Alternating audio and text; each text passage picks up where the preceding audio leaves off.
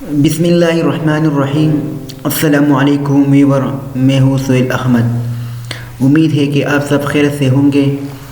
नाज़रीन, जैसे कि आपको मालूम है कि हमने पिछले क्लास में टेबल के इंसर्शन के बारे में हमने प्रैक्टिस की थी। आज हम वहीं से कंटिन्यू करेंगे और आज हम टेबल के लेआउट के बारे में हम प्रैक्टिस करेंगे। तो सबसे पहले मैं एक टेबल को इंसर्ट करना चाहता हूँ। तो मैं कोई भी एक टेबल को क्रिएट करना चाहता हूँ। मिसाल के तौर पर ही हमारे पास एक और टेबल क्रिएट हो चुका है। अब इसके अंदर मैं कुछ डेटा को इंसर्ट करता हूँ। मिसाल के तौर पर मैं बस कॉलम में सीरियल नंबर, इसके बाद में स्टूडेंट नेम मैंने लिखा है। अब इसके बाद में इधर फादर नेम और इसके बाद में इसको देता हूँ मार्क्स और इसके बाद में इसका मोबाइल नंबर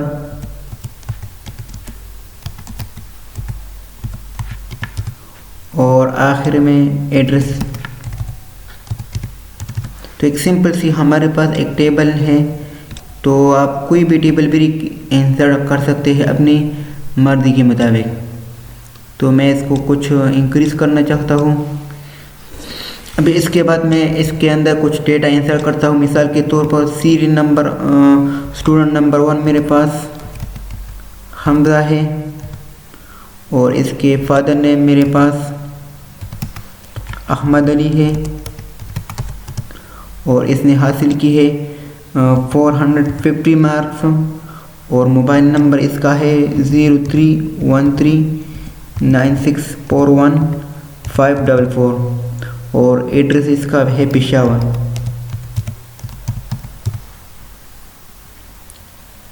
इसी तरीके से 2 नंबर स्टूडेंट मेरे पास बाबर है और इसके फादर नेम मेरे पास यासीन है और इसने हासिल की है 475 मार्क्स और इसका नंबर है 030451150079 और इसका एड्रेस है सवाबी। इसी तरीके से 3 नंबर स्टूडेंट मेरे पास उसामा है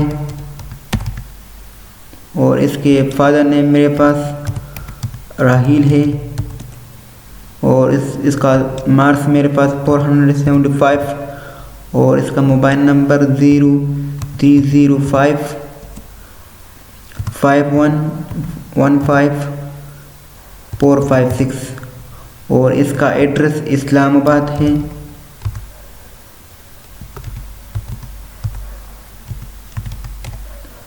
इसी तरीके से 4 नंबर स्टूडेंट मेरे पास बिलाल है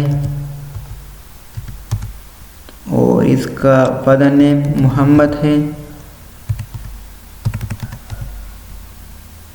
मार्क्स इसने हासिल की है 435 और इसका मोबाइल नंबर है 03333432 वगैरह। तो ये सिंपल सा मेरे पास इस टेबल क्रिएट हो चुका है।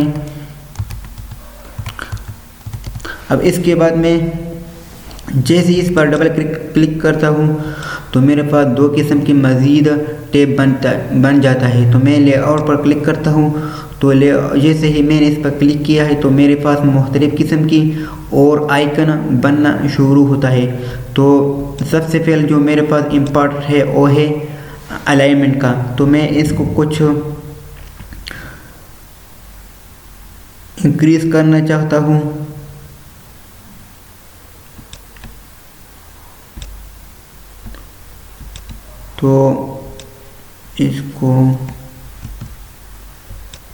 तो अलाइन में हमारे पास 6 किस्म की पॉसिबिलिटी होती है। मतलब इसको हम इसमें डायरेक्ट अपनी कोई भी टिक्स को राइट, लेफ़्ट और इसी तरीके बॉटम और टॉप वगैरह में कर सकते हैं।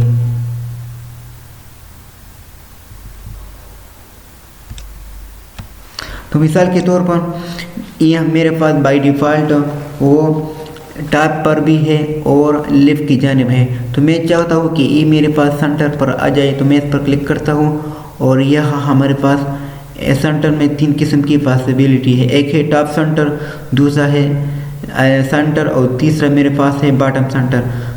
तो मैं इसको सेंटर पर करना चाहता हूँ। तो आप देख सकते हैं कि मेरे पास सेंटर पर आ चुका है। अब दूसरे को मैं सेलेक्ट करता हूँ। मैं चाहता हूँ कि मेरे पास बॉटम में आ जाए। तो बॉटम में मेरे पास 3 किस्म की पॉसिबिलिटी है। एक है लेफ़्ट राइट बॉटम, दूसरा है सेंटर बॉटम और तीसरा मेरे पास है लेफ़्ट। तो मैं इसको सेंटर पर करना चाहता हूँ और बॉटम में। तो आप देख सकते हैं कि मेरे पास बॉटम में आ चुका है। इसी तरीके से मैं चौथे वाले कॉलम को मैं इसको राइट की जानिब करता हूँ। तो आप देख सकते हैं कि ये राइट और सेंटर पर आ चुका है। इसको मैं टॉप में करता हूँ तो आप देख सकते हैं कि ये टॉप में आ चुका है। तो इसी तरीके से हम कोई भी टिक्स को राइट, लेफ़्ट, बॉटम वगैरह में कर सकते हैं। इसी तरीके से इसके बाद मेरे पास जो इम्पॉर्टेंट है वो है डायरेक्शन। टिक डायरेक्शन में हम अपनी टिक्स की डायरेक्शन को चेंज कर सकते हैं। मिसाल के तौर पर मैं इसको दूसरे डायरेक्शन में करना चाहता हूँ तो मैं इस पर क्लिक करता हूँ और जैसे ही मैंने इस पर क्लिक किया तो आप देख सकते हैं कि इसकी डायरेक्शन और मेरे पास चेंज हो चुकी है। तो मैं इसको दूसरे एंगल पर करना चाहता हूँ तो आप देख सकते हैं कि दूसरे एंगल पर भी मूव हो चुका है। इसी तरीके से मैं इसको फिर से अपनी असल हालत में आ जाता हूँ, ले आता हूँ। तो आप देख सकते हैं कि ये मेरे पास मूव हो चुका है। तो इस टिक्स डायरेक्शन में हम अपनी टिक्स की डायरेक्शन को चेंज कर सकते हैं। इसके बाद हम मेरे पास जो इम्पॉर्टेंट है वो है इंसर्शन। हाँ, तो इंसर्शन की वजह से हम कोई भी रो और कॉलम को अपनी टेक्स्ट में इंसर्ट कर सकते हैं। मिसाल के तौर पर मेरा माउस 2 नंबर स्टूडेंट की जानिब है। मैं चाहता हूँ कि मैं इसके ऊपर एक ही और रो को इंसर्ट करूँ। तो मैं इंसर्ट अबव पर क्लिक करता हूँ तो आप देख सकते हैं कि मेरा एक और रो बन चुका है। इसी तरीके से मैं फिर चाहता हूँ कि मैं दूसरी नंबर रो के बाद एक नीचे एक और रो को इंसर्ट करूँ। तो मैं इंसर्ट रो पर जाता हूँ तो आप देख सकते हैं कि एक और रो बन चुका है। हम इसको एक दूसरे तरीके से भी इंसर्ट कर सकते हैं। मैं इस पर राइट क्लिक करता हूँ तो और आप देख सकते हैं कि इधर इंसर्ट का ऑप्शन आता है। तो इंसर्ट के बाद मेरा एक और बॉक्स खुलता है जिसमें कहता है कि insert column to left, insert column to right, insert row above, insert row below. तो मैं एक और रो को इंसर्ट करना चाहता हूँ। तो रो में हमारे पास 2 किस्म की पॉसिबिलिटी है, एक इंसर्ट रो अबव, दूसरा बिलो।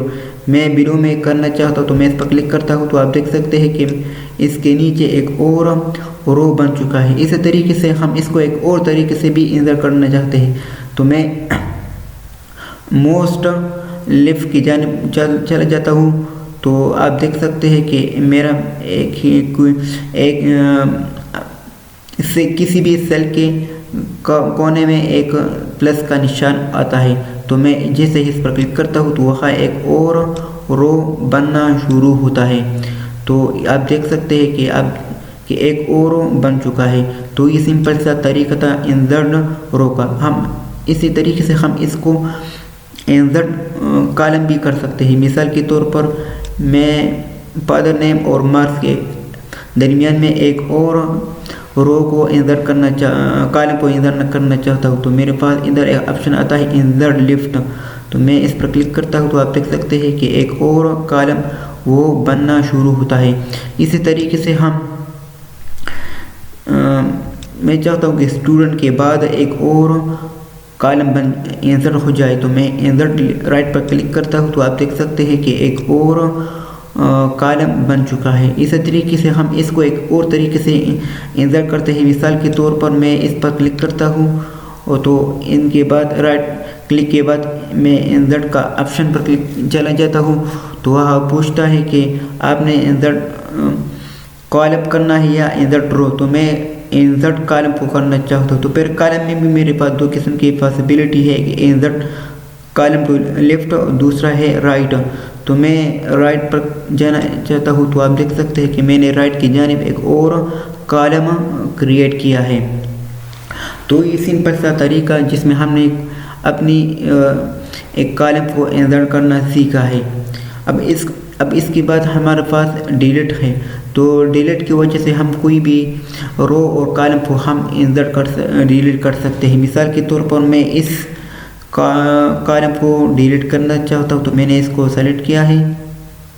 अब इसके बाद मैं इस पर चला जाता हूँ और डिलीट कॉलम पर मैंने क्लिक किया है, तो आप देख सकते हैं कि मेरा एक कॉलम वो डिलीट हो चुका है। अब इसको मैं दूसरे तरीके से भी डिलीट कर सकता हूँ। मैं इस पर राइट क्लिक करता हूँ, इसके बाद डिलीट का ऑप्शन आता है, तो मैं डिलीट पर चले जाता हूँ। तो अब मुझसे पूछता है कि डिलीट सेल या shift cell up, delete entire row या डिलीट इंटायर कॉलम। तो मैं इंटायर कॉलम पर जो लास्ट वाली ऑप्शन है इस पर क्लिक करता हूँ और ओके के बटन प्रेस करता हूँ। तो आप देख सकते हैं कि मेरा सारे कॉलम डिलीट हो चुका है। अब मैं इस पर क्लिक करता हूँ और इसके बाद मैं इसको फिर से डिलीट करना चाहता हूँ, तो इंसर्ट डिलीट पर चला जाता हूँ। तो आप देख सकते हैं कि एक कॉलम डिलीट हो चुका है।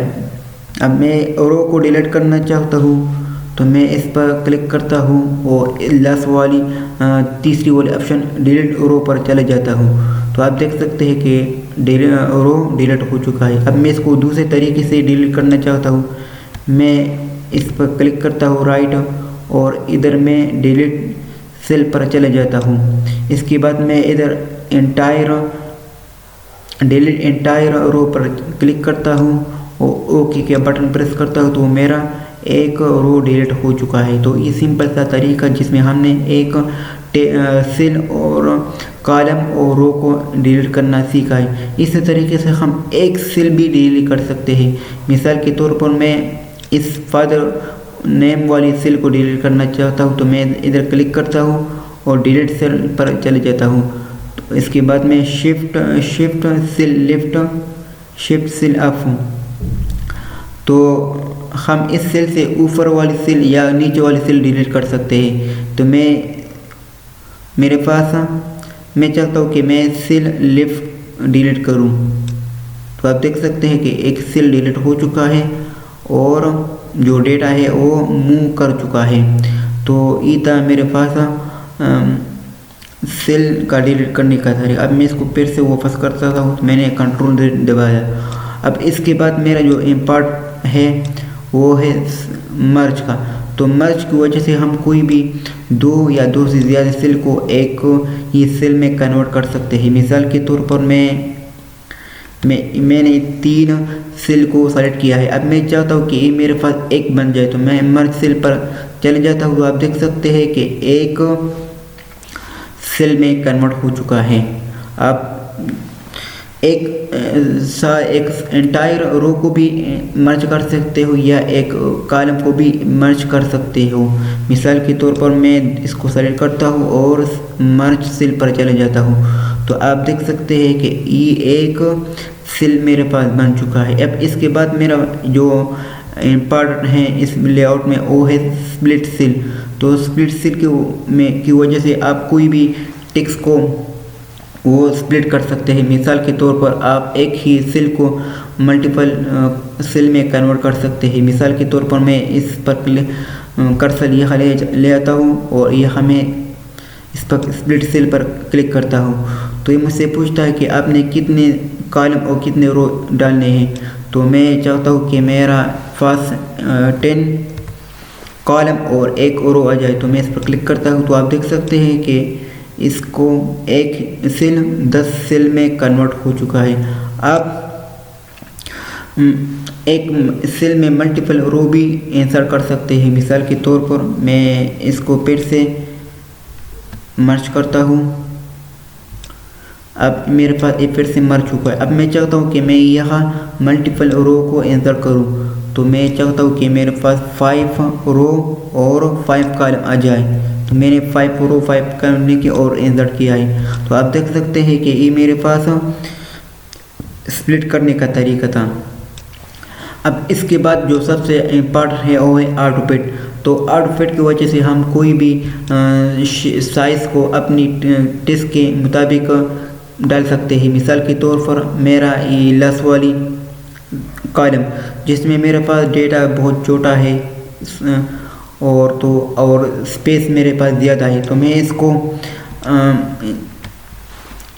छोटा करना चाहता हूँ। तो मैं सबसे पहले इनको सेलेक्ट करता हूँ।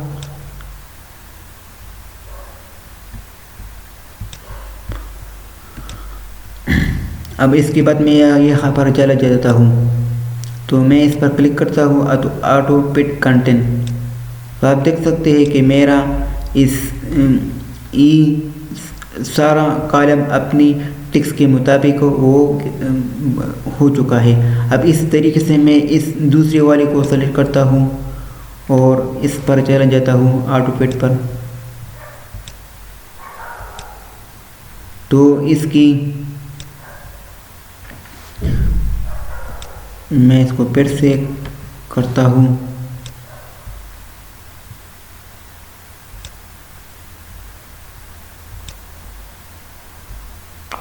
पिक्स कॉलम विद, तो ये मेरे पास नहीं होता। चलो इसको मैं फिर ट्राई करता हूँ।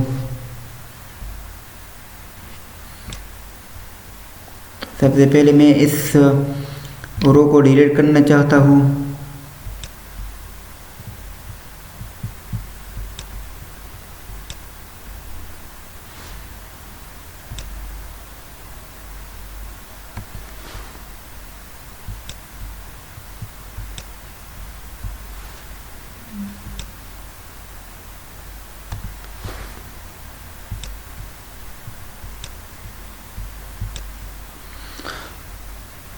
और यहाँ भी मैं इसको डिलीट करना चाहता हूँ। अब मैं इसको फिर से सेलेक्ट करता हूँ,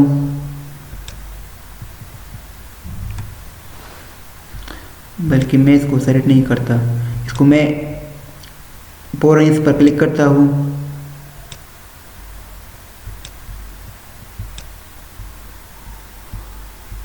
या हमने सारी टेबल को सेलेक्ट किया है और ऑटो फिट कंटेंट पर मैंने क्लिक किया है। तो इस तरीके से हम कोई भी कंटेंट को अपनी साइज़ के मुताबिक कर सकते हैं। तो अब ये क्यों रही हो, तो इसको मैं अगले लेक्चर में इंशाल्लाह आपको पढ़ाऊँगा। अब इसके बाद मेरे पास जो ये पार्ट है वो है हाइट और विड्थ। तो इसकी वजह से हम कोई भी सेल का हाइट और विड्थ को हम इंक्रीज और डिक्रीज कर सकते हैं। मिसाल के तौर पर मैंने इस पर क्लिक किया है, तो आप देख सकते हैं कि यहाँ इसकी हाइट और इंक्रीज होना शुरू होता है। अब इसको मैं डिक्रीज करता हूँ, तो इसकी वजह से ये डिक्रीज होना शुरू होता है। अब और यहाँ हम इसका विड्थ और हाइट को भी इंक्रीज और डिक्रीज कर सकते हैं। तो ये था सिंपल सा तरीका। अब इसके बाद हमारे पास जो पार्ट है वो कन्वर्ट टू टेक्स्ट। तो इसकी वजह से हम कोई भी टेबल को अपनी ही टेक्स्ट में कन्वर्ट कर सकते हैं। मिसाल के तौर पर मैं इसको सेलेक्ट करता हूँ और यहाँ आता हूँ। तो आपने इसको किस कन्वर्ट करना है, तो मैंने जो सेलेक्ट किया था वो मेरे पास एक टेक्स्ट में कन्वर्ट हो चुका है। अब इसको मैं सारी कॉलम को मैं टेक्स्ट में कन्वर्ट करना चाहता हूँ। तो मैंने सारे टेबल को सेलेक्ट किया है और लेआउट के बाद मैं चले जाता हूँ कन्वर्ट टू टेक्स्ट। तो मैं फिर ओके पर चले जाता हूँ। तो आप देख सकते हैं कि ये मेरे पास तमाम डेटा वो टेक्स्ट में कन्वर्ट हो चुका है। तो ये सिंपल सा तरीका, सिंपल सा क्लास है जिसमें हमने सीखा कि हम किस तरह एक टेक्स्ट के लाइन को चेंज कर सकते हैं, इसके डायरेक्शन, और हम इसके बाद इंसर्शन और डिलीशन के बारे में हमने प्रैक्टिस की है। तो उम्मीद है कि आपको मेरा ये लेक्चर समझ में आ चुका होगा। इंशाल्लाह अगले लेक्चर में एक और वीडियो के साथ हाजिर हो जाएंगे। तब तक के लिए मुझे अपने दुआ में याद रखना। खुदा हाफिज़।